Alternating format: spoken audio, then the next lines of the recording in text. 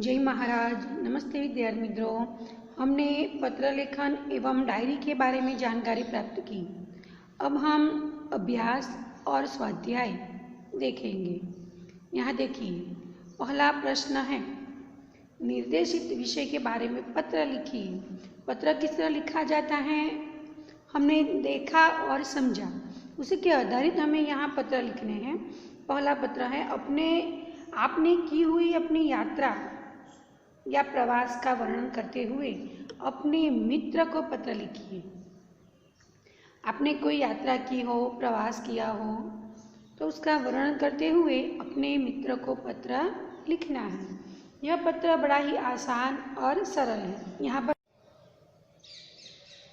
यहाँ देखिए, निर्देशित विषय के बारे में पत्र लिखिए। आपने की हुई अपनी यात्रा, प्रवास का वर्णन करते हुए अपने मित्र को पत्र लिखिए। यहाँ हमें अपना पता लिखना है, यानी कि जो व्यक्ति पत्र लिख रहा है उसका पता हमें यहाँ पर लिखना है। हमें एक बात ध्यान में रखनी है कि पता लिखते समय हमें यह खास ध्यान रखना है कि पता बाईं ओर लिखना है। गुजराती में हम पता दाईं ओर लिखते हैं, परंतु हिंदी में हम जो पता लिखते हैं हम बाईं ओर लिखते हैं। फिर संबोधन लिखना है, प्रिय मित्र हितेश, जय भारत। फिर हमें मुख्य विगत लिखनी है कि प्रवास का वर्णन। तो यहाँ प्रवास का वर्णन किया है। यहाँ जो पत्र लिख रहा है वह व्यक्ति कन्याकुमारी के प्रवास का वर्णन कर रहा है। आप किसी भी स्थान का वर्णन कर सकते हैं। तुम्हारा पत्र 2 दिन पहले आया था, लेकिन मैं कन्याकुमारी के प्रवास में था और कल ही लौटा हूँ। कन्याकुमारी भारत का प्रसिद्ध तीर्थ स्थान है। यह तमिलनाडु राज्य में भारत के एकदम दक्षिणी सिरे पर स्थित है। हम दादर मद्रास एक्सप्रेस ट्रेन से चेन्नई पहुँचे। हम वहाँ के मीनाक्षी होटल में ठहरे। वहाँ दिसंबर महीने से ही काफ़ी ठंड पड़ने लगती है। दूसरे दिन हम एसटी बस द्वारा कन्याकुमारी की ओर चल पड़े। सारा मार्ग नारियल के वृक्षों से भरा हुआ है। हरियाली देखकर मन झूम उठता है। कन्याकुमारी एक छोटा सा कस्बा है। हमने शाम के समय समुद्र तट पर भारी भीड़ देखी। लोग वहाँ का सूर्यास्त देखने के लिए एकत्र हुए थे।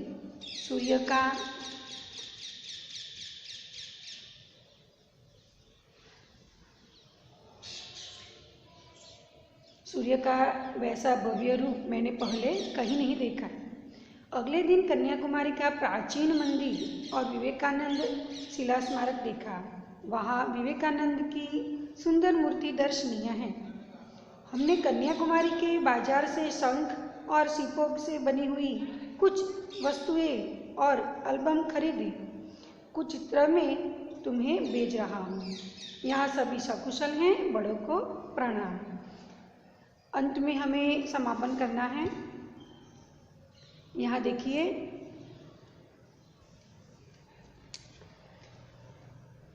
हमें यहाँ संबंध दर्शाना है।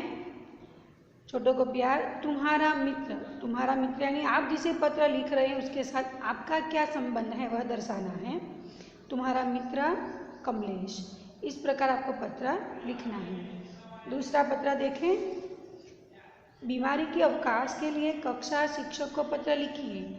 आप बीमार हो गए हैं किसी कारणवश और आप पाठशाला नहीं जा पा रहे हैं और आपको अपने कक्षा शिक्षक को पत्र लिखना है। तो आप किस तरह लिखेंगे, यहाँ देखिए। यहाँ पता लिखना है आपको अपना, और फिर आदरणीय गुरुजी को पत्र लिख रहे हैं, इसलिए हम लिखेंगे आदरणीय गुरुजी। कक्षा 8 ब। अगर आप 8 अ में हैं तो आप 8 अ लिखें। कल शाम मुझे जोर की ठंड लगकर बुखार आ गया।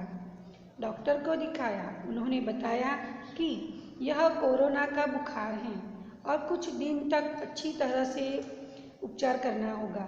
स्वस्थ होने में कम से कम 1 पाक्षिक तो लग ही जाएगा। अतएव आपसे प्रार्थना है कि मुझे 1 पाक्षिक का अवकाश प्रदान करें। इस बीच मेरी पढ़ाई का जो नुकसान होगा मैं स्वस्थ होते ही उसकी पूर्ति कर लूँगा। आपका आज्ञाकारी शिष्य हर्ष पटेल, कक्षा 8 ब। इस प्रकार आपको आपकी बीमारी का कारण बताना है। यहाँ मैंने जो बीमारी का कारण बताया है, आप इसके अलावा कोई भी बीमारी यहाँ बता सकते हैं और इस तरह आप अपने गुरुजी को पत्र लिख सकते हैं। तीसरा पत्र है, अपने स्कूल की किसी समस्या के बारे में प्रधानाचार्य को पत्र लिखिए। जो समस्या स्कूल में हो, जो आपको लग रही हो कि यह समस्या है, यह नहीं होना चाहिए, ऐसी कोई समस्या आपको लगती हो तो आप अपने प्रधानाचार्य को पत्र लिखें। तो यहाँ प्रधानाचार्य के बारे में लिखा है, वहाँ का पता लिखा है, श्रीमान प्रधानाचार्य संतराम विद्या मंदिर करमसद, बराबर। फिर दिनांक लिखी है, विषय लिखना है कि किस विषय के बारे में आप पत्र लिख रहे हैं। तो विद्यालय के पुस्तकालय में विज्ञान और वैज्ञानिकों से संबंधित पुस्तकें न होना, उसके बारे में यह पत्र लिखा है। सविनय निवेदन है कि हमारे विद्यालय के पुस्तकालय में साहित्य की पुस्तकों की भरमार है। एक लेखक की कई पुस्तकें हैं। इन पुस्तकों में कविता, कहानी और उपन्यास आदि रचनाएं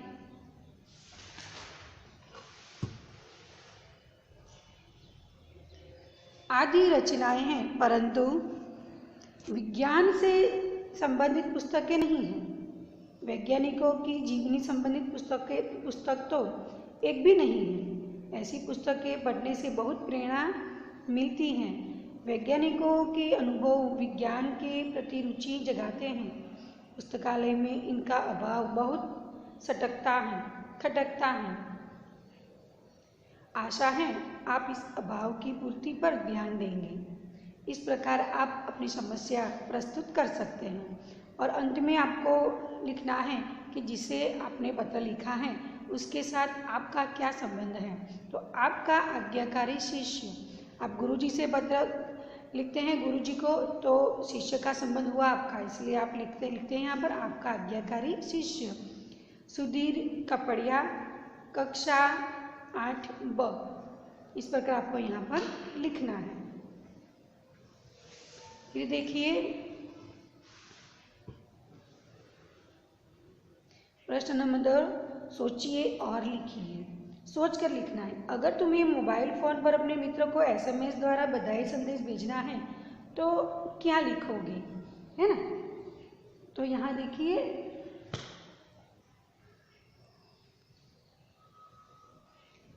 अगर मोबाइल फ़ोन द्वारा अपने मित्र को SMS भेजना है तो हम क्या लिखेंगे। तो मेरे प्यारे रामू, अंतर विद्यालयीन वक्तृत्व स्पर्धा में प्रथम आने पर ढेर सारी बधाइयाँ।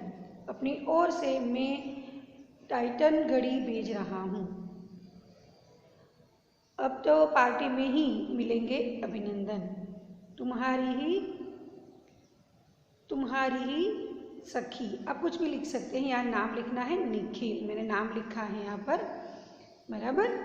इस प्रकार आप पत्र SMS द्वारा भेज सकते हैं। हमें यहाँ पर ध्यान रखना है कि अगर हम SMS द्वारा पत्र भेज रहे हैं तो आप यहाँ देखिए, जो बात हमें प्रस्तुत करनी है वह एकदम छोटी सी बात प्रस्तुत करते हैं, जबकि पत्र के द्वारा हम विस्तार से अपनी रजूआत कर सकते हैं। यहाँ देखिए, तुमने इस बार छुट्टियों में क्या क्या किया, यह अपने मित्र को कंप्यूटर पर ईमेल द्वारा बताना हो तो आप क्या लिखेंगे। आप ईमेल द्वारा यहाँ पर आपको बताना है कि आप अपने मित्र को क्या लिखेंगे। तो यहाँ आपको अपना पता लिखना है, दिनांक लिखनी है और प्रिय अविनाश संबोधन करना है। इस बार हमने छुट्टियाँ अहमदाबाद में ही बिताने का निर्णय किया था, इसलिए मुझे इस अवकाश का उचित ढंग से उपयोग करना था।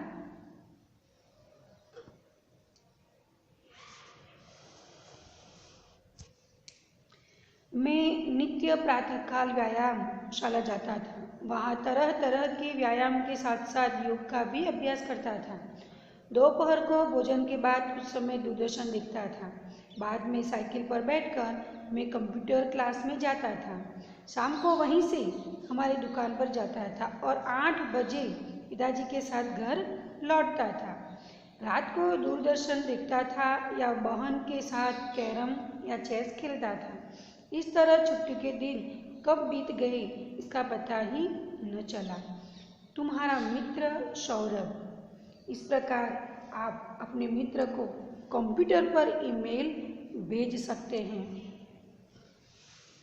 यहाँ देखिए प्रश्न 3 है, दिए गए प्रशासकीय शब्दों के आधार पर वाक्य बनाइए।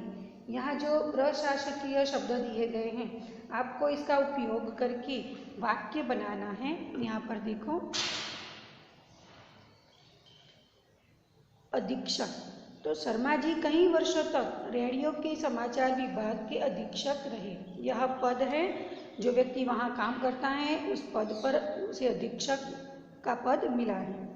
प्रभारी, उसने सूचना विभाग के प्रभारी का पद संभाला। आयकर, आयकर छिपाना अपराध है। प्रशासन, पूर्व सूचना मिलने पर भी प्रशासन ने कोई सक्रियता नहीं दिखाई। इस प्रकार आपको वाक्य बनाना है। प्रश्न 4, डायरी के रूप में लिखिए।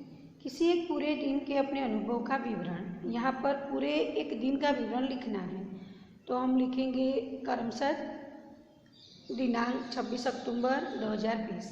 आप यहाँ जिस दिन लिखते हैं उसी दिन की हमें दिनांक लिखनी है। कल 26 अक्टूबर थी, नवरात्रि का पहला दिन। एक तरफ मन में उमंग और दूसरी तरफ चिंता थी। उमंग इस बात की थी कि डांडिया रास देखने खेलने को मिलेगा, वाद्यों की मधुर धुनें कानों में रस घोलेगी। चिंता इस बात की थी कि कुछ ही दिनों में प्रथम सत्र की परीक्षाएं होने वाली थी। पहला प्रश्न पत्र अंग्रेजी का था। पता नहीं इस विषय के प्रति मुझे क्यों अरुचि थी। थोड़ी तैयारी की थी पर बहुत काम बाकी था। चिंता न कर, क्या सब कुछ अम्बा मैया पर छोड़कर निश्चिंत हो जाऊं? यह सोचकर मैं निश्चिंत हो गया।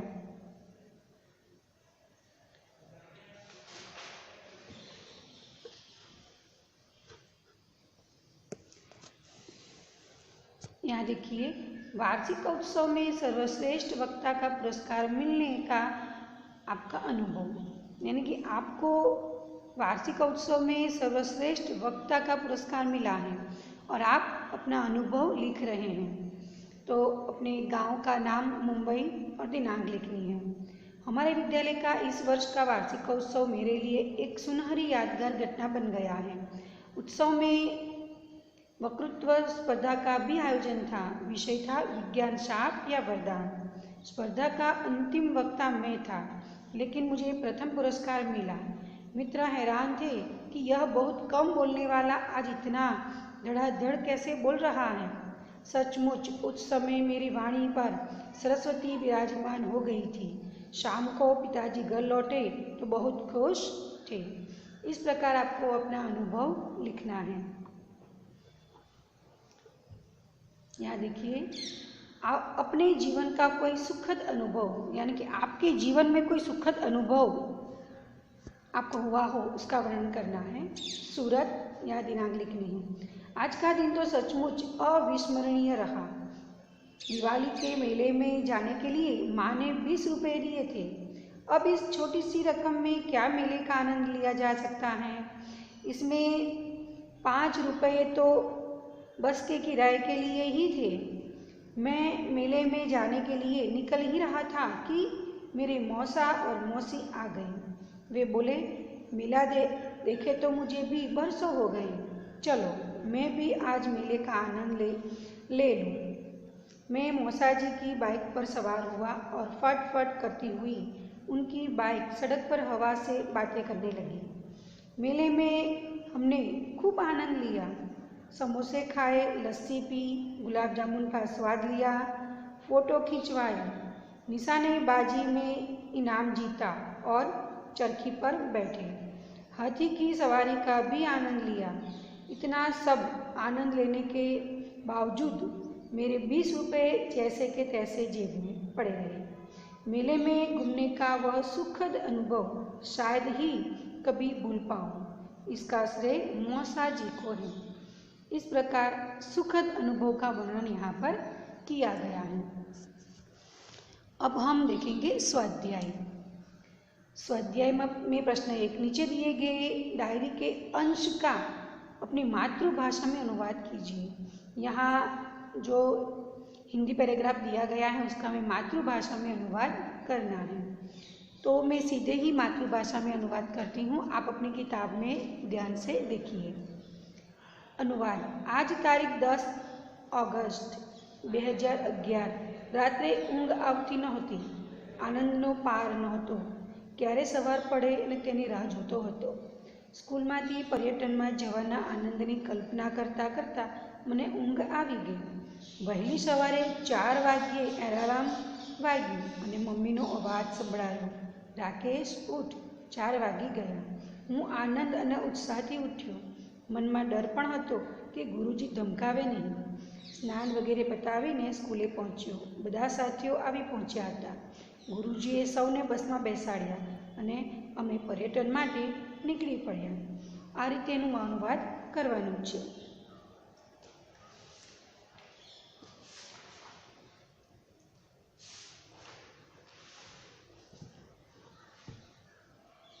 यहाँ देखिए, इस चित्र पर से आपको वर्णन करना है, समझना है। संदेशा व्यवहार की चित्र देखिए और समझिए। आपको यहाँ से चित्र देखना है और अच्छी तरह से समझना है कि इसमें क्या कहा गया है। तो पहला चित्र देखो कि एक पक्षी के मुंह में पत्र है। तो संदेशा व्यवहार की परंपरा बहुत पुरानी है। पुराने जमाने में प्रशिक्षित कबूतरों द्वारा पत्राचार होता था। फिर यह काम संदेशवाहकों द्वारा होने लगा। यहाँ देखिए, राजा महाराजाओं के ज़माने में पैदल या घुड़सवार संदेशवाहक संदेश पहुँचाने का काम करते थे। फिर आधुनिक युग में डाकघर, यहाँ देखिए डाकघर में जो डाक पेटी है उसका चित्र है। आधुनिक युग में डाकघर पत्राचार का दायित्व संभालते हैं। पहले केवल पोस्ट कार्ड का उपयोग किया जाता था। फिर निजी पत्रों की गोपनीयता के लिए लिफाफे का उपयोग भी होने लगा। फिर अंतर्देशीय पत्र का भी उपयोग शुरू हुआ।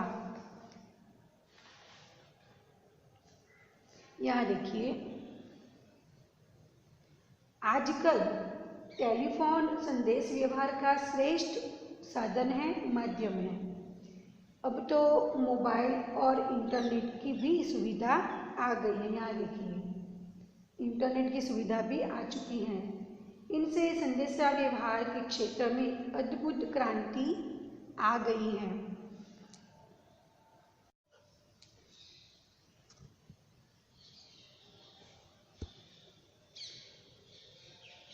यहाँ देखिए, यहाँ मैंने कुछ प्रश्न लिखे हैं।